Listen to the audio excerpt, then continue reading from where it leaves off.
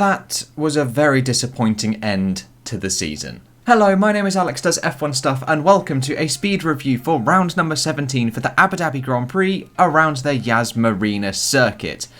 And yeah, blah. After such an amazing season throughout this entire year, this mangled, messed up year due to the big old Rona, it's a bit of a disappointing race, really. We've had some decent races, we've had a fantastic season, and to end it like this, it's left a tiny little bit of a sour taste in the mouth. But for those of you who are not familiar with my speed review series, I try and run down the entirety of the weekend, all of the practices, all of qualifying, and especially the race, in a quicker time as possible, preferably under 5 minutes, although that one's probably going to happen in this case, and also in one cut, but neither of those are a given. And without further ado, we will begin the review straight away, and we start with practice number 1, which is led by Max Verstappen, just ahead of Valtteri Bottas, with Renault actually showing their hand in practice 1, something we haven't really seen much of this season. Albon P4 ahead of Hamilton, ahead of the 2 Racing Points, and the 2 AlphaTauris kicking their way into the top 10 as well. Kimi Räikkönen making it in P10, just ahead of the 2 McLarens and the 2 Ferraris who are jostling for positions,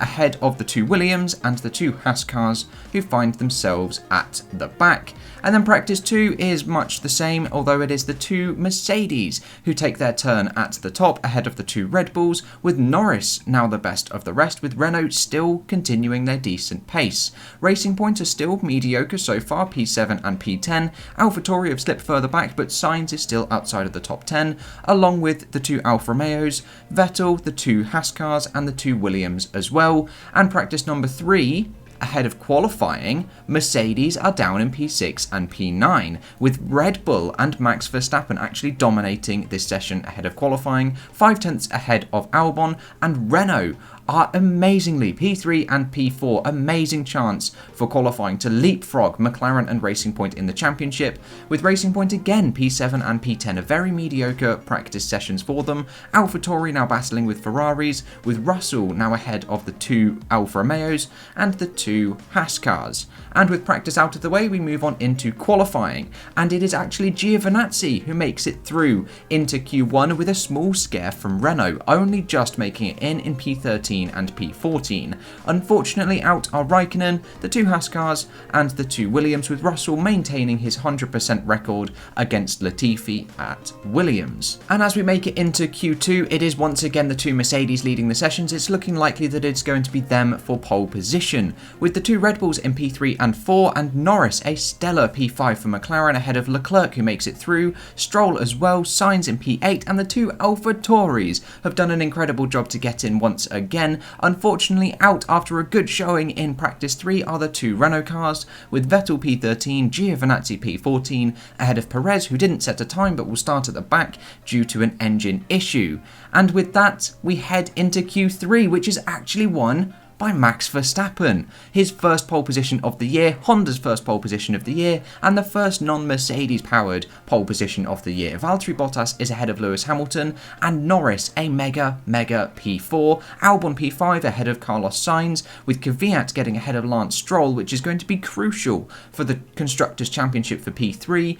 Leclerc P9 and Gasly P10. And with the grid all set and qualifying all done and dusted, we head on into the race, which was won by Max Verstappen. However, it was a bore fest. It was one of the worst races of the season. Nothing really happened at all, but Max Verstappen absolutely superb, controlled from the very beginning, led every single lap, held the fastest lap for such a long period of time until the last lap, when Daniel Ricciardo secured it for Renault. But Mercedes are P2 and P3 completing the podiums. They just didn't have the pace this weekend. They said they turned the engines down over MG UK worries and things like that, and that's possibly where they lost some of their pace, but they haven't really seemed on pace this whole weekend.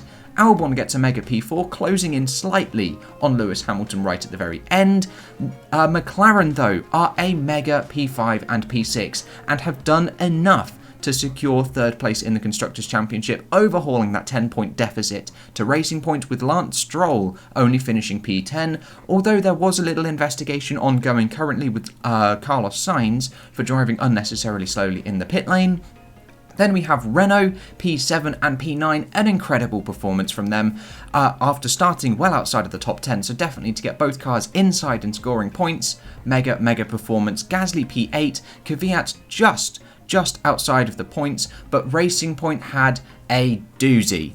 Perez unfortunately retired on his last race for the team, and Stroll could only manage P10. Then we've got Raikkonen P12 ahead of the two Ferraris, who had an absolutely abysmal race. Leclerc for some reason was left out after the first safety car. God knows why they decided to do that. Vettel, even though they had all the time in the world to pit him, they still messed it up. They still went really slowly, but Vettel had some nice defensive moves and some nice attacking moves as well. A very strong finishing drive for Sebastian Vettel, albeit down in P13. And then it's the two Williams cars of George Russell ahead of Nicholas Latifi once again, with Giovinazzi P16 and the two Haas cars bringing up the rear as well. And just looking at the championships, it is all done and dusted. Try as he might, Max Verstappen could not overhaul the 18-point deficit to Valtteri Bottas, 9 points in it at the end of the year. Perez holds on to his P4 even with that DNF. Ricciardo just 6 points behind. Albon P6, Sainz P7, Leclerc P8 and Norris P9. And crucially, in that Constructors' Championship, it is McLaren who take third spot from Racing Point, with Renault P5 and Ferrari securing P6. And some visualisations. Here is the Drivers' Championship in a graph format, and here is the Constructors. And there we go, Abu Dhabi Grand Prix all done and dusted. Honestly, terrible race, not a great deal happened. There is a couple good bits of overtaking, no crashes, no incidents, no fires, nothing. So yeah, comparing it to all the races previous this season, not a great deal happened. And I mean, even comparing it to normal races, not a great deal happened. But join me tomorrow for the race weekend review. I'll probably record it tomorrow where it's better lighting. It's a bit late and it's getting dark because it's winter. It is late in December at the moment. So join me then for the race weekend review, where I'll be breaking down every single session and every single driver's race performance as well in a lot of greater detail than this. That will drop sometime on Monday. But thank you guys so much for watching, and I will catch you in the next episode with whatever and whenever I decide to make it. I'll see you guys then.